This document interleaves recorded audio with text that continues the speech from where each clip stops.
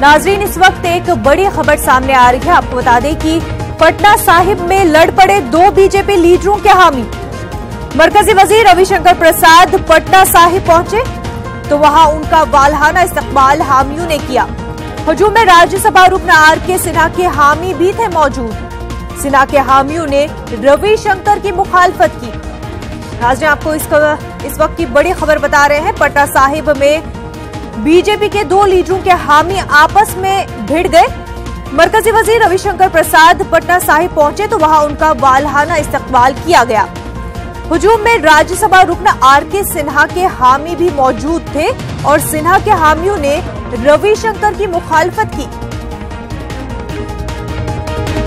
इस वक्त की बड़ी खबर नाज़रीन, पटना साहिब में बीजेपी की लीडरों के हामी आपस में लड़ पड़े। मरकजी वजीर रविशंकर प्रसाद पटना साहिब पहुंचे तो वहां उनका वालहाना इस्तकबाल हामियों ने किया। इस हुजूम में राज्यसभा रुकन आर.के. सिन्हा के हामी भी मौजूद थे जिन्होंने रविशंकर प्रसाद की मुखालफत की।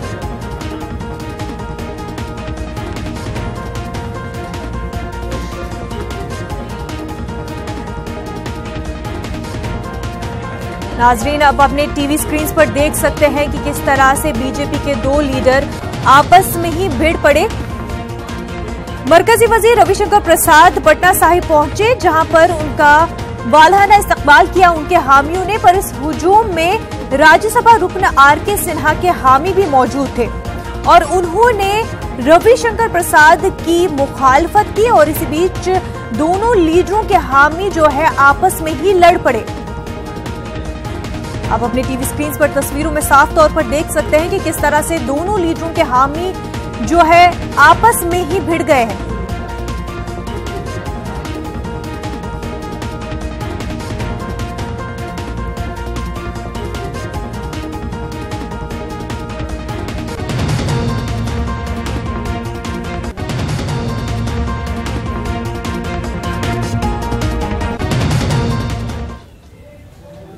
यूपी अजीम इत्तेहाद में दो और पार्टियां शामिल हो गई हैं। निशाद पार्टी और जनवादी पार्टी के शामिल होने से इत्तेहाद को मजबूती मिली है। निशाद पार्टी और अजीम इत्तेहाद के दरमियान शमूलियत को लेकर मामला हुआ था।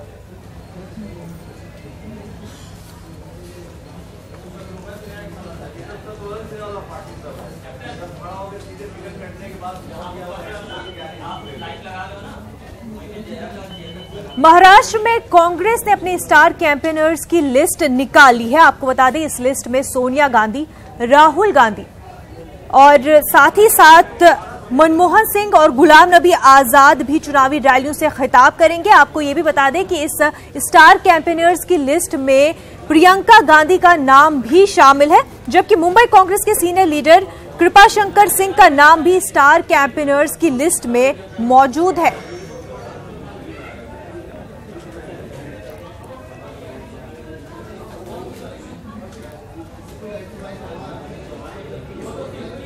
दिल्ली में कांग्रेस की मीडिया से प्रेस कॉन्फ्रेंस हुई। आपको बता दें कि जिसमें कांग्रेस लीडर रणदीप सुरजेवाला ने 20% गरीबों को 72,000 रुपए दिए जाने वाली स्कीम की मजीद वजाहत की। उन्होंने कहा कि इस स्कीम के तहत रकम खातून खाना के अकाउंट में जमा कराई जाएंगी। उन्होंने पीएम मोदी से दरियाफ्त किया कि वो इस स्कीम के हक में है या मुखालफत में। प्रतिशत परिवारों को 72,000 रुपया प्रति वर्ष मिलेगा। इस बात को लेकर कल कुछ उलझन थी। मैं फिर दोहराता हूं, यह टॉपअप स्कीम नहीं है। हर परिवार को 72,000 रुपया मिलेगा। 5 करोड़ परिवार, 25 करोड़ लोग। यह स्कीम विमेन सेंट्रिक है। ये 72,000 रुपया घर की गृहिणी के खाते में कांग्रेस पार्टी जमा करवाएगी। गरीब विरोधी नरेंद्र मोदी और उनकी सरकार न्याय का विरोध कर रही है। मोदी जी, 130 करोड़ देशवासियों की ओर से हम आज पूछना चाहते हैं, आप न्याय के पक्षधर हैं या विरोधी? क्योंकि कल से आपके सब मंत्रीगण, आपके सब पिछलग्गू नेतागण न्याय स्कीम के विरोध में खड़े खड़े हो गए हैं आकर। पाखंडी मोदी जी 3,17,000 करोड़ एक मुट्ठी भर पूंजीपतियों का, मित्रों का माफ तो कर सकते हैं, परंतु आपको 72,000 रुपया इस देश के 20% गरीबों को देने पर ऐतराज क्यों है? आम चुनाव के इब्तिदाई 2 मरहलों में उत्तर प्रदेश में बीजेपी से लाल कृष्ण आडवाणी और मुरली मनोहर जोशी इंतखाबी तशहीर करते नजर नहीं आएंगे। पार्टी ने स्टार कैंपेनर्स की फहरिस्त जारी कर दी है। फहरिस्त में पीएम मोदी, अमित शाह और योगी आदित्यनाथ समेत 40 नाम है, लेकिन इसमें लाल कृष्ण आडवाणी और मुरली मनोहर जोशी के नाम नहीं है। बीजेपी के वजूद में आने के बाद ऐसा पहली बार होगा जब लाल कृष्ण आडवाणी और मुरली मनोहर जोशी तशहीरी मुहिम का हिस्सा नहीं होंगे। इन दोनों सीनियर लीडरों को पार्टी ने उम्मीदवार भी नहीं बनाया है।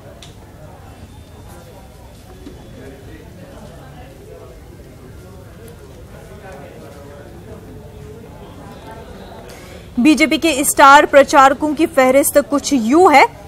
वजीर आजम नरेंद्र मोदी, बीजेपी सदर अमित शाह, वजीर दाखिला राजनाथ सिंह, यूपी के वजीर आला योगी आदित्यनाथ, केशव प्रसाद मौर्य, उमा भारती, हेमा मालिनी, नितिन गडकरी, अरुण जेटली, सुषमा स्वराज, पीयूष गोयल, त्रिवेंद्र सिंह रावत, कलराज मिश्रा, महेंद्र नाथ पांडे, मनोज तिवारी और भी कई लीडरान इस फहरिस्त में शामिल है।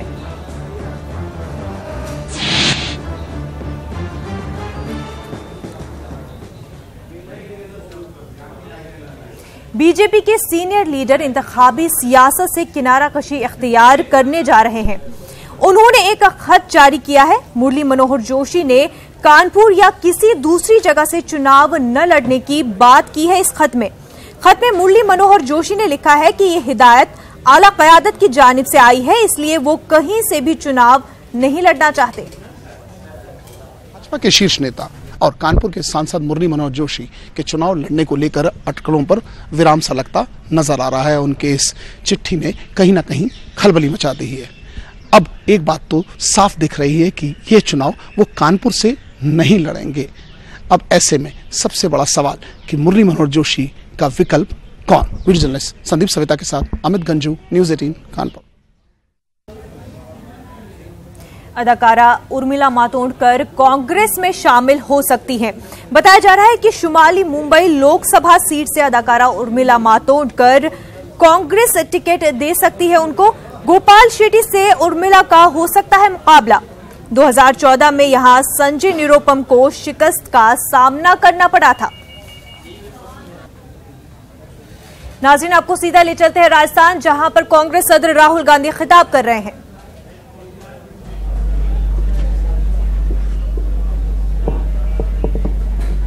कांग्रेस पार्टी जनता से गड्ढा खुदवाती है। मनरेगा उनको समझ में नहीं आई। उनको यह भी नहीं पता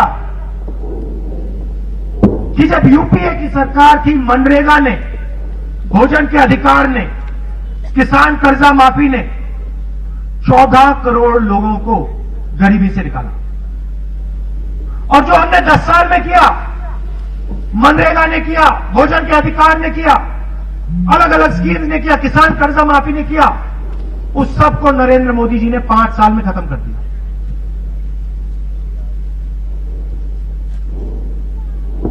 फिर कहते हैं मैं चौकीदार। पहली बात, उन्होंने आपसे यह नहीं बताया वो चौकीदार किसके हैं। किसान के घर में चौकीदार होता है? आपने किसान के घर में चौकीदार देखा कभी? किसी बेरोजगार व्यक्ति के घर में आपने चौकीदार देखा? बेरोजगार युवा के घर में चौकीदार देखा? अनिल अंबानी के घर में चौकीदार देखा? कितने चौकीदार हैं उसके घर में? लाइन लगी है चौकीदारों की। तो नरेंद्र मोदी जी ने आपको यह नहीं बताया कि मैं भैया आपका चौकीदार नहीं हूं, मैं अनिल अंबानी जैसे, नीरव मोदी जैसे लोगों का चौकीदार हूं।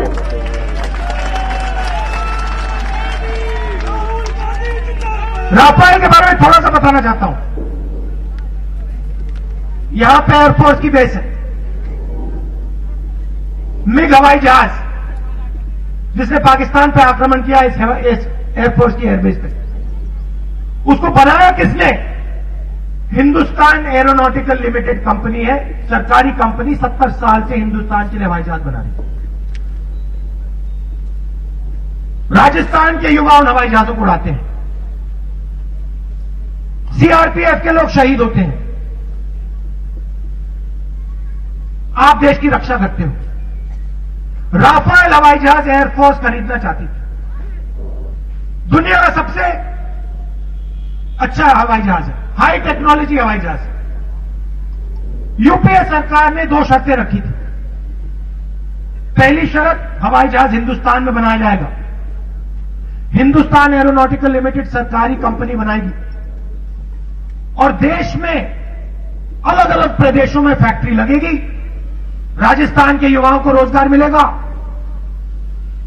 गरीब लोगों के घर में पैसा आएगा। और दूसरी शर्त, 526 करोड़ रुपए एक हवाई जहाज के लिए दिए जाएंगे। दाम 526 करोड़ रुपए का था। 8 साल नेगोशिएशन हुआ, 8 साल बातचीत हुई, एयरफोर्स के लोगों ने बातचीत की, अंत में 526 करोड़ रुपए एक हवाई जहाज के लिए हिंदुस्तान की सरकार को देना था। नरेंद्र मोदी प्रधानमंत्री बनते हैं, सीधा फ्रांस जाते हैं।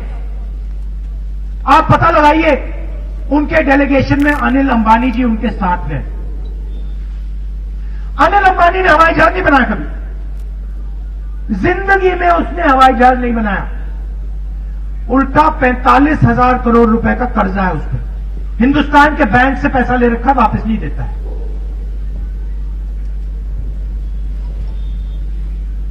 नरेंद्र मोदी जी ने फ्रांस के राष्ट्रपति से कहा कि देखिए, एचएएल को परे कीजिए, ये अनिल अंबानी है, मेरा आदमी है, इसे आप राफेल हवाई जहाज का कॉन्ट्रैक्ट दीजिए। हवाई जहाज हिंदुस्तान में बनाने की कोई जरूरत नहीं, फ्रांस में बनेगा। 526 करोड़ रुपए का हवाई जहाज नहीं खरीदेंगे, 1600 करोड़ रुपए में खरीदेंगे। आपको 1600 रुपए में खरीदा जाएगा, मैं आपको 1600 रुपए में करा दूंगा। ये मैं नहीं कह रहा हूं, फ्रांस का राष्ट्रपति ने कहा।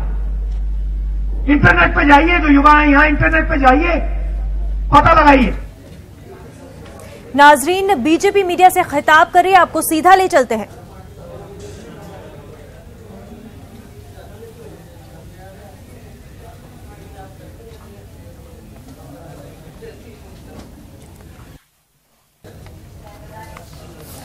नाजरीन, जैसा कि आप तस्वीरों में देख रहे हैं कि जयाप्रदा बीजेपी में शामिल हो चुकी है। जैसा कि कयास आराइयां लगाई जा रही थी कि जयाप्रदा जो है बीजेपी में शमूलियत इख्तियार कर लेंगी और अब जो है जयाप्रदा बीजेपी में शामिल हो चुकी है। मित्रों, जयाप्रदा जी के भारतीय जनता पार्टी की सदस्यता लेने पर भारतीय जनता पार्टी परिवार में हम उनका स्वागत करते हैं। जयाप्रदा जी भारतीय सिनेमा के एक मशहूर हस्ती रही हैं, अपने आप में किसी परिचय की मोहताज नहीं है। लगभग 300 से ज़्यादा, 7 से ज़्यादा भाषाओं की सिनेमा में उन्होंने काम किया है। तेलुगु, तमिल, हिंदी और अनेकों भाषाओं में हम सब उनके इस सांस्कृतिक रूप से जो उन्होंने अपने जीवन में कार्य किया उससे सब परिचित हैं। और उसके साथ ही साथ एक लंबे समय का उनका राजनीतिक अनुभव भी है। 3 बार सांसद भी रहे हैं, राज्यसभा के भी सदस्य रही हैं आंध्र प्रदेश से, उसके बाद उत्तर प्रदेश से लगातार लोकसभा के सदस्य भी रही हैं। लंबे समय से अपने इस सांस्कृतिक अनुभव, राजनीतिक अनुभव, सामाजिक जीवन में लगातार लोगों के बीच में वो काम करती रही हैं। आज वो प्रधानमंत्री श्री नरेंद्र मोदी जी के नेतृत्व में 5 साल में जिस प्रकार से देश के सभी वर्गों का विकास करने के लिए सरकार चली है, उन उद्देश्य और नीतियों से प्रभावित होकर के उन्होंने अपनी तरफ से ये ऑफर किया था कि वो भारतीय जनता पार्टी के साथ जुड़ करके और देश के इस राजनीतिक परिदृश्य में वो कार्य करना चाहती हैं। हमने उनका स्वागत किया है। पार्टी की ओर से हम उनका स्वागत करते हैं, अभिनंदन करते हैं। धन्यवाद। मेरा निवेदन है जयाप्रदा जी से, आप भी 2 शब्द रखें। जयाप्रदा। सभी को नमस्कार। आदरणीय भूपेंद्र जी को, अनिल जी और गौरव जी, मीडिया, पत्रकार बंधुओं, आप सबको नमस्कार। ये मेरे जीवन का एक अहम पल है। चाहे सिनेमा हो या राजनीति, मैंने अपने दिल से अपनाया और जितना मैं उस कला के लिए या राजनीति के लिए समर्पित अपने जीवन को करना था, वो मैंने पूरी प्रयास की। आज भारतीय जनता पार्टी में सदस्यता मुझे सम्मान के साथ मुझे दिया गया, उसके लिए मैं धन्यवाद कहना चाहती हूं।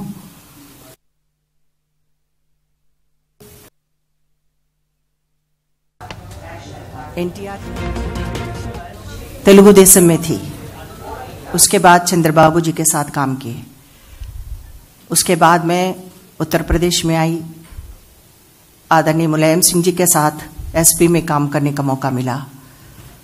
आज पहली बार नेशनल पार्टी में मुझे वो नेता, जो बहादुर नेता, उनके हाथ में इस देश को सुरक्षित एहसास करते हैं, वो नेता आदरणीय मोदी जी। उनके नेतृत्व में मुझे इस भारतीय जनता पार्टी में, बीजेपी में मुझे काम करने का एक मौका मिला। मैं अपने जीवन को समर्पित करते हुए इस पार्टी को और इस देश को जिस मिशन से आदरणीय मोदी जी आगे बढ़ाने के लिए सोच रहे हैं, उनके नेतृत्व में काम करने को मुझे सौभाग्य मिला है। और आज मैं अमित शाह जी को, भारतीय जनता पार्टी को, सबको मैं धन्यवाद कहना चाहती हूँ। और आने वाले दिनों में मेरा जीवन में जो मुकाम पहुंचना था, वो मैं अपने जीवन का समर्पित करती हूं।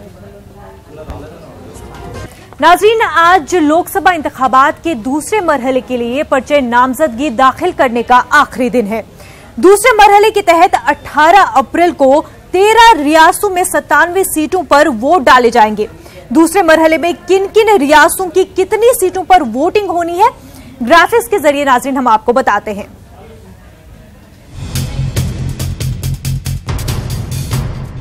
लोकसभा चुनाव 2019 के दूसरे मरहले के लिए वोटिंग 18 अप्रैल को होगी। इस मरहले में 13 रियासतों की कुल 97 सीटों पर वोट डाले जाएंगे।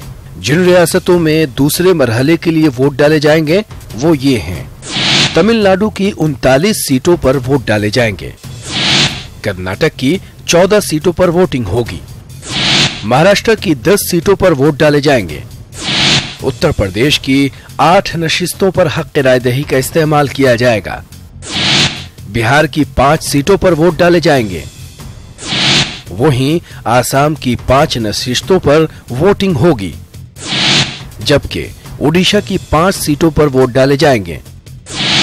दूसरी तरफ मगरिबी बंगाल की 3 सीटों पर हक रायदही का इस्तेमाल किया जाएगा, वहीं छत्तीसगढ़ की 3 सीटों पर वोटिंग होगी, जबकि जम्मू कश्मीर की 2 सीटों पर वोटिंग होगी, वहीं त्रिपुरा की 1 सीट पर वोटिंग होगी, मणिपुर की 1 सीट पर वोट डाले जाएंगे और पुडुचेरी की 1 सीट पर हक रायदही का इस्तेमाल किया जाएगा।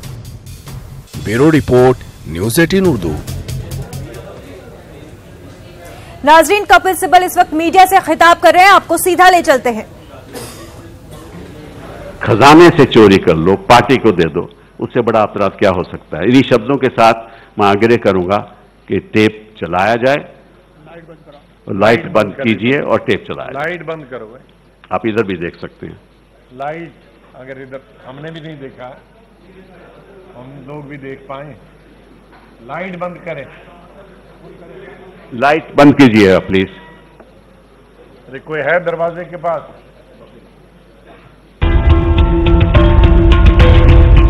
देशवासियों, भाइयों और बहनों, नमस्कार। आज हम देश के करोड़ों नागरिकों के सामने एक गंभीर मुद्दे पर रोशनी डालेंगे और चौंका देने वाले रहस्यों का खुलासा करना चाहते हैं। हम केवल आपके सामने कुछ रोचक और आश्चर्यजनक तथ्य और खुलासा करेंगे और आशा करेंगे कि ये अपने देशवासियों को आत्मचिंतन और विचार करने पर मजबूर करें।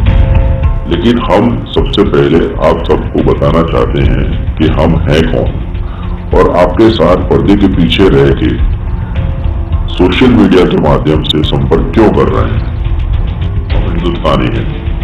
हम 7 पत्रकार हैं, जिनमें से कुछ पत्रकारों को शायद आप रोज टीवी पर देखते हैं और सुनते हैं। कई दिनों से हम लोग एक बड़ी घुटनसी महसूस कर रहे हैं कि हमारे टीवी चैनल और अखबारों के मालिक और एडिटर्स मौजूदा सरकार के खिलाफ कोई भी बड़ी रिपोर्ट या खबर ब्रॉडकास्ट या पब्लिश करने से हमें रोक रहे हैं और हम पर अनेक प्रकार की पाबंदियां लगा के रखी हुई।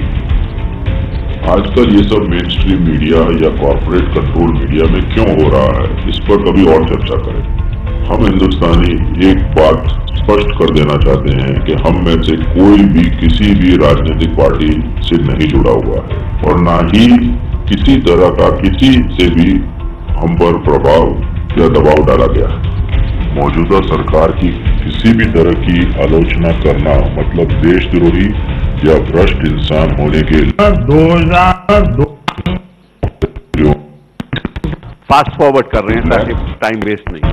बड़ी जोरों से चल रहा है। इस वजह से तुरंत ये काम करने वाले से मिलवाया। एक्सचेंज का रेट 40% नक्की हुआ, जिसमें सिर्फ 5% 6 लोगों में बंटने वाला था। हमने इन लोगों को बताया। हैदराबाद के हल्के कोशाल महल झरा में MIM सदर असदुद्दीन ओवैसी ने इंतखाबी मुहिम चलाई। असदुद्दीन ओवैसी ने अवाम से मुलाकात करते हुए MIM को कामयाब बनाने की अपील की।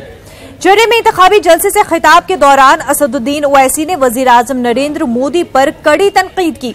उन्होंने कहा कि नोटबंदी और GST के सबब शहर के छोटे ताजिर परेशान हैं। उनका कारोबार मुतासिर हुआ है। वजीर आजम को इसकी फिक्र नहीं है। मोदी हुकूमत को सिर्फ दौलतमंदों की फिक्र है। नाजरीन, न्यूज रूम लाइव में फिलहाल इतना ही। हमें दीजिए इजाजत। आदाब।